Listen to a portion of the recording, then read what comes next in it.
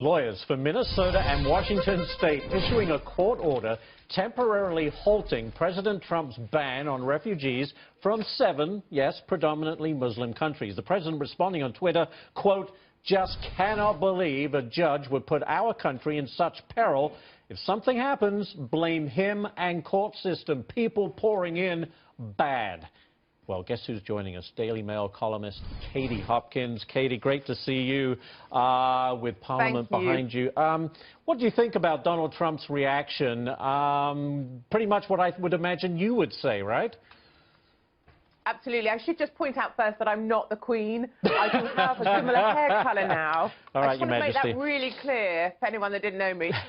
Yeah, no, I'm with Trump all the way. And I think one of the interesting things here is the amount of support amongst the Muslim community as well that we don't really hear about very much, but they can see what he's trying to do. He's trying to say, I will defend our borders. I will give America strong borders. And that's something we can really relate to. One of the questions I've been asking in my column and on the radio is, if Islam's so fantastic, why is it that Muslims always seem to want to come and flee to Christian countries? And it's a question that doesn't get asked a lot, but it's one that's an interesting question to answer. And a lot of Muslims have been saying it's because Islam is such a divisive religion. So I think we understand the travel ban. I think if you look at Western Europe, you look at Nice, you look at Brussels, you look at the chaos that's been caused here by terrorists, it's reassuring to see someone finally trying to do something about it.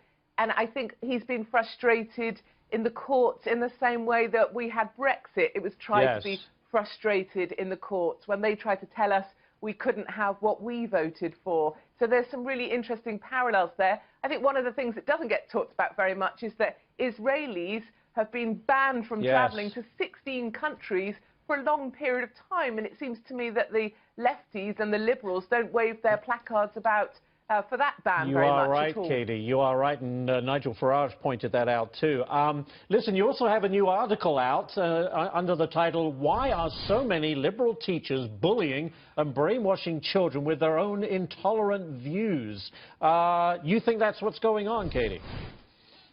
Yeah, I mean, I've been horrified this week hearing stories about teachers in schools kind of brainwashing kids against Trump. Some primary schools where Trump's name is not allowed to be mentioned.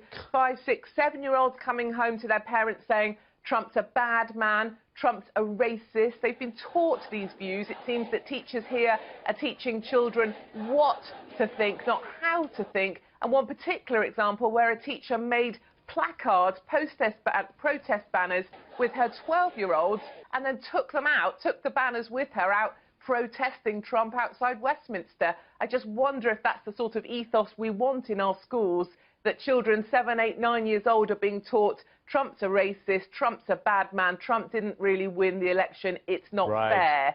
And I wonder also whether our generation snowflake, young people, are so weak because they're not allowed to think strong. And so I'm urging parents to get involved, get inside these schools and find out what teachers are really kind of indoctrinating their kids with. They're having big influence, and not just at the primary school level, having it here on college campuses as well, Katie. Katie Hopkins, thank you so much for taking the time to chat with us today. We appreciate it as always.